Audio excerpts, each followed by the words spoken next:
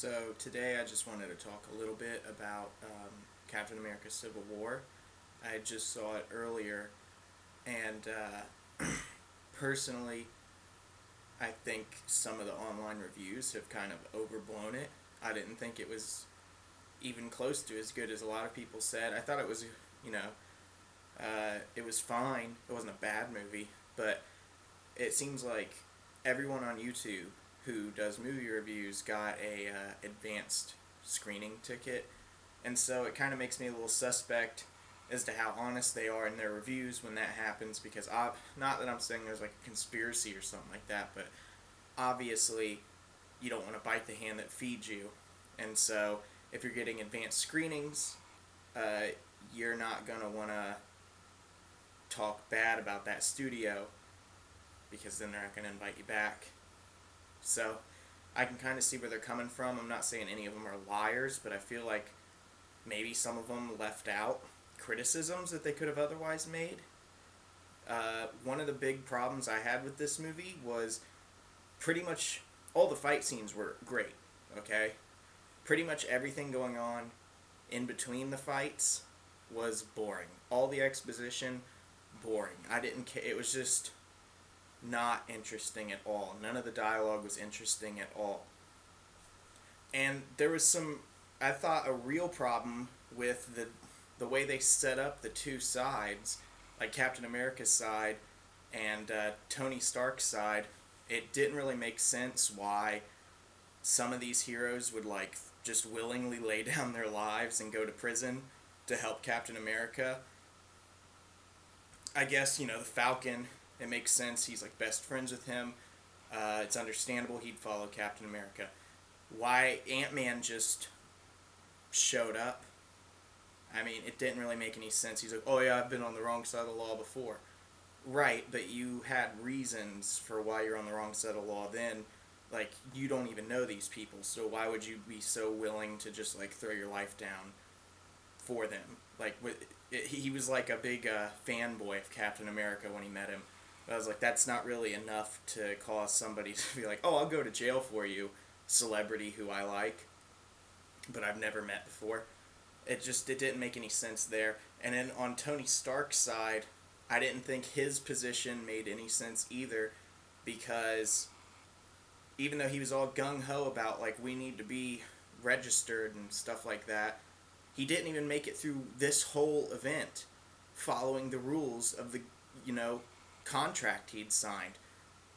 Towards the latter half of the movie, like, he turns off the audio in, like, the jail, so that way the government can't hear him talking to Falcon, because he's going to go run off on his own and help Captain America, because he believes him now.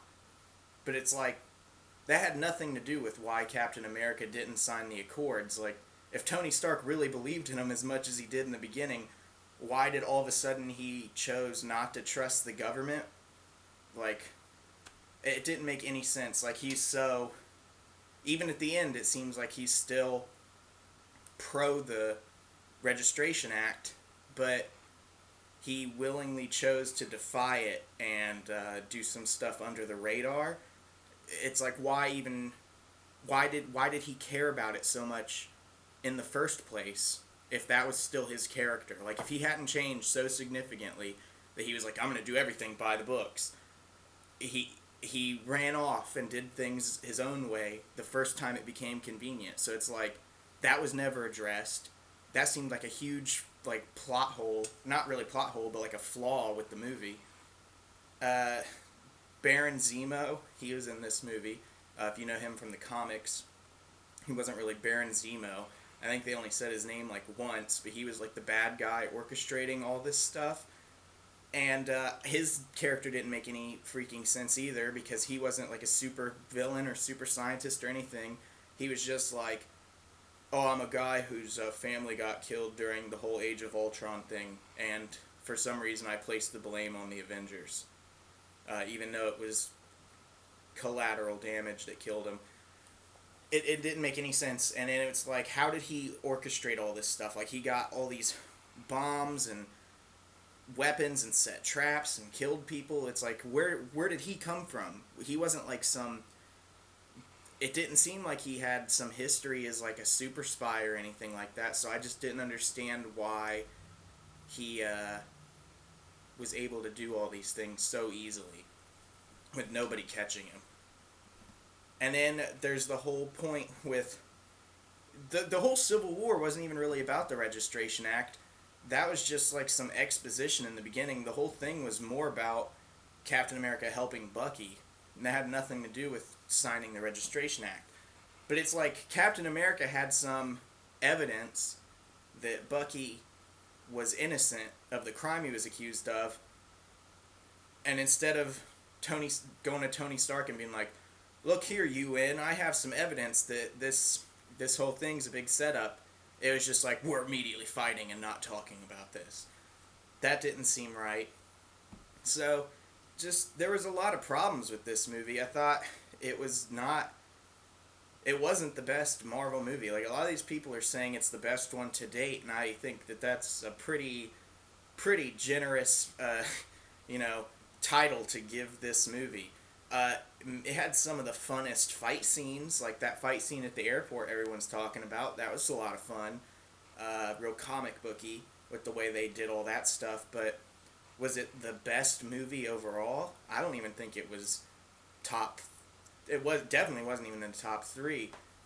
Maybe like top 5. It was definitely better than Iron Man 2 or 3. I thought those movies were miserable, but this one wasn't the best.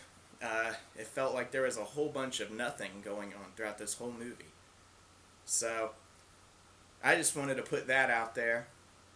So, to see if anyone, agreed with me, because it seems like from reading comments and stuff, I'm like totally alone out here and thinking that there was any problems with this movie whatsoever. And I feel like there was a couple of major problems with this movie. That's not to say I didn't think the movie was okay, but like, if I was going to give it on a scale of 1 to 10, I'd give it pretty okay, is the rating I would give this movie. Heck, I wasn't even a huge fan of Age of Ultron, but even that one I thought was better than this movie. And this movie definitely was not better than Winter Soldier. I don't know how anyone can hold that opinion. I guess Winter Soldier is almost a totally different genre from this movie, though, but Winter Soldier was so much better than this movie.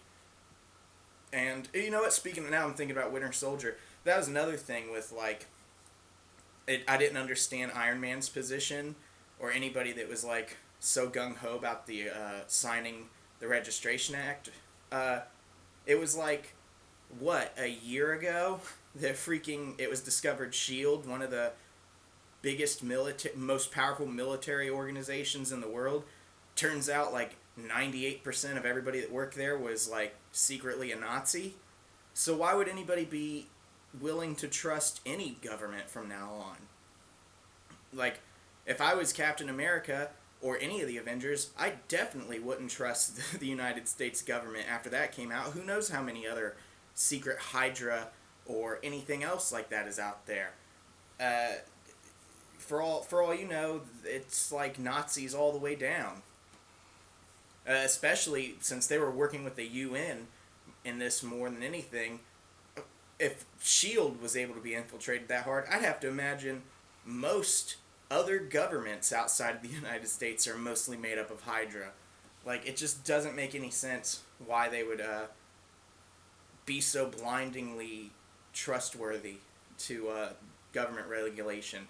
And the reason that, like, I remember there was the scene where General Ross comes in and he's like throwing down some papers as to like why we need to regulate you superheroes. And he was like, New York, Washington, Sokovia, like they caused these problems. And it's like literally the only criticism anybody had of the Avengers was like, well, you didn't save literally everybody, so you didn't do a good job. It's like, I guess if you want to call Ultron Tony Stark's fault, that's one thing, but then shouldn't this be about prosecuting Tony Stark? I could actually see that being a thing where they're like, yeah, Tony, we're prosecuting you because you were wildly negligent in your handling of, like, creating Ultron in the first place. That would have made sense. The whole thing that sparked this was especially stupid because they were like in Nigeria, and this guy tried to suicide vest himself, and Scarlet Witch tried to contain the blast, and then it blew up this floor of an office building and killed like 11 ambassadors from Wakanda.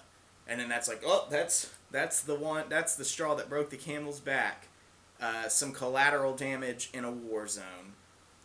It made no sense, like, why anybody would care about that. That's why I thought in the comic, the catalyst for the Registration Act was so much better, because it was a bunch of cocky superheroes, you know, apprehending somebody in a place that they definitely shouldn't have tried to apprehend this type of person, and it got a whole bunch of children killed, as well as like most of this suburban area. There's like 300 kids just like wiped out. It's like, obviously that's gonna raise some eyebrows because these cocky young superheroes were really negligent in their handling of this thing. But this one was just like, oh, a guy suicide vests himself, and you weren't like totally omniscient and able to figure out where everybody was in the entire vicinity of this explosion. So we're gonna blame you for, you know, not being able to save literally everyone. It just didn't make sense, and I thought the story was subpar. Like I said, the fight scenes were really cool, but if you really just watch this movie and like keep like a mental checklist of all the things going on, I think anybody can easily see like, well, that doesn't really add up, and that's kind of inconsistent with what's going on here. It just, I didn't think the story was good. This was a really lackluster story, and so I think that, even as good as like the fights were, that can't. And also Spider-Man. This was like the best. Ironically, or not really ironically, just funny enough. This was like the best Spider-Man movie, even though he was only in the movie for like 20 minutes.